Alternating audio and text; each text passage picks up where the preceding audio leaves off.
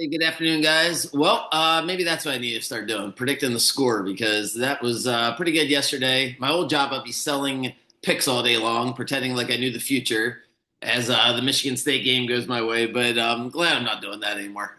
In all seriousness, as you've been listening, you get lucky once in a while. Most of these games are 50-50 games. To be right like that was pretty cool. But yeah, got a lot of work to do here with these college basketball games down the stretch. So hopefully that's a good start to it. Not sure if I'm going to jump on a game tonight. Two really fascinating games. We got Auburn is hosting Arkansas. If you haven't watched Auburn, Janai Broom and company, they got a lot of guys, but he's their best player. They're great. Arkansas is looks like they really need to find a way to get hot here the last few games down the stretch. Plus, they probably have to win a game or two in the SEC tournament. They might be on the outside looking in. They're getting 15 and a half points tonight. That's a lot of points. It's a rivalry game, but I don't know if Arkansas can score enough. So I'm tempted to take Arkansas. I love Calipari. I've been taking Arkansas a lot this year, but it's a tough spot for them. And then Missouri, I don't know if they can hang with Bama. We'll find out. They're home against Bama tonight. It's basically a pick 'em game. That should be fun. I haven't seen a ton of Missouri. I don't know if they have an answer for Grant Nelson. He's one of my favorite players, the big guy for Alabama. He's just like a hustle guy. He's the reason they beat Carolina last year. I like him a lot. They just faced Auburn. It's a tough game. So those are the two highlight games I'm looking at for tonight. But yeah, yesterday Michigan State goes my way, so that was fun. I wanted to go through the Orioles roster. I'll make a quick little prediction here on their on who's going to be on the opening day roster, and then just to clarify, there's two things I wanted to clarify from the last time I blabbed here about the Orioles. One is I didn't realize that Dylan Carlson has four minor league options, so it's really not a sunk cost to give him $1 million and have him on the team this year and have no intention of him being on the major league roster to start. So I think I overblew that. Whereas Kerstead, he's my favorite player anyway, but I think he's locked in there as far as not being traded now that they've gotten the spring training. I think Carlson's presence is one of those like reclamation projects because he was really good his rookie year and he has so many minor league options that they can give him $1 million and just have him sit there. Somebody could get hurt. So I think the position players are pretty much settled. With Mateo not being ready, there's really no controversy. You got O'Hearn and Mountcastle at first, and I just don't see those guys being moved. Maybe at the trade deadline, there's value to move Mountcastle if you want to make room for Mayo, blah, blah, blah, but not right this second. And you got Sanchez and Rutschman, so those four guys are locked in. And then the infield's pretty much, like I was saying, Mountcastle and O'Hearn, they switch off with the right and the left depending on who's pitching. And now with Mateo not being there, Jackson just gets second, Westberg gets third, Gunnar gets short, and then Arias gets to be the utility guy who can play every position. And it works out really easy. So those eight guys, are locked in.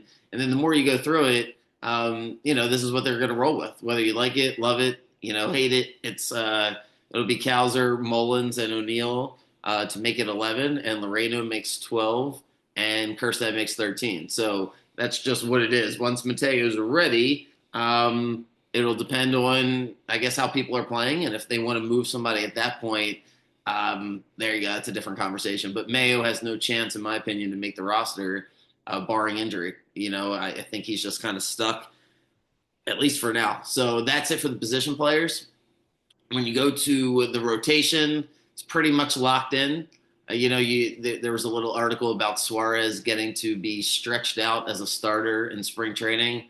That's more so because they need people to eat up some of these innings. Rogers is hurt and McDermott's hurt, but Suarez is not going to be the starter. He'll be the bullpen guy. I don't think there's a world where Kramer gets bumped out of that spot.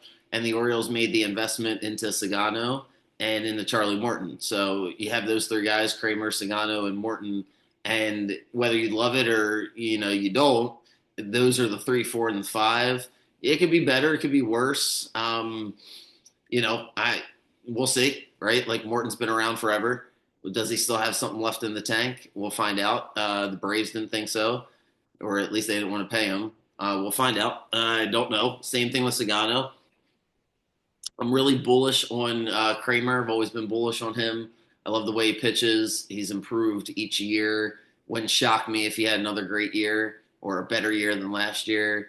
I'm not upset with that. And then the top two guys are Grayson and Eflin.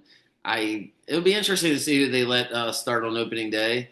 I'm not sure, but Eflin's here for a couple years. He's steady. You probably know exactly what you're getting from him. Quicker game, good 6 innings. Not going to walk too many guys. Is he your one? Is he your two? Should he be your three? On the Dodgers, is probably like a seven. Excuse me. We'll see. I mean, I like Eflin. I don't know. I think the scouting report on him. I don't know if there's a ceiling to be higher, right? Like I think he kind of just is what he is. Grayson's the one with the gigantic ceiling. So we'll see. Those are the five guys. Suarez makes number six. So when you're trying to figure out the rest of the bullpen, this is where I think you have your biggest weakness for the Orioles this year. I would have liked to see them add, maybe a couple other guys. I'm not sure the logic behind going with Dominguez and Soto over Coulomb and Webb. That's who they decide to pay. So when you look through it, if there's not any injuries, I don't know how many. Feels like this is the guaranteed third team, right? So you got the five starters that I just mentioned. Suarez makes number six. Aiken is seven. Batista says he's going to be ready for opening day. So if Batista's ready, obviously he's in there. That's eight. Cano makes nine. Dominguez makes 10. The new guy, Kittredge, we'll see. Good numbers, good pedigree. Find out. He makes 10. Perez makes 11. Soto makes I'm sorry, I did that. It'd be great if I would shut up and do the math first. So you got the five starters. Let me do that one more time. My bad. Five starters. Suarez makes six. Aiken makes seven. Batista makes eight. Cano makes nine. Dominguez makes 10. Kittredge makes 11. Perez makes 12. And Soto makes 13. So I don't know which one of those guys gets bumped out based on who they paid. You feel like Soto's kind of there and Dominguez is there. That's where the investment was financially. Perez has always been, he's been good for the past few years. I mean, they haven't really invested in anybody else. Kittredge, they just paid. I don't know. I think that's the part of the bullpen where when I look back at last season and I go into this season, I always felt better. I always go based on like a gut feeling. You can look at a bunch of numbers, but as a fan, you watch enough Orioles baseball, you're just like, I feel good when this guy's coming in. And, Kimbrel last year was the epitome of like, oh God, please no. I just have too much, like, no, don't put him in. And I feel that way about Dominguez and Soto. It's just not consistent. I prefer Coulomb and Webb, but that's what they decided to go with. Colin Selby's still there. Brian Baker's still there. Tyler Wells is rehabbing, so he won't be ready. Bradish, I don't know if he'll pitch this year. John Means was signed by the Guardians. I don't know if he'll pitch this year, but he was signed by the Guardians. Maybe he'll pitch. Hope he does. Good for him. And the Orioles are going to roll with what they got. The more you go through it, it looks like a team that is just banking on everybody getting better from last year.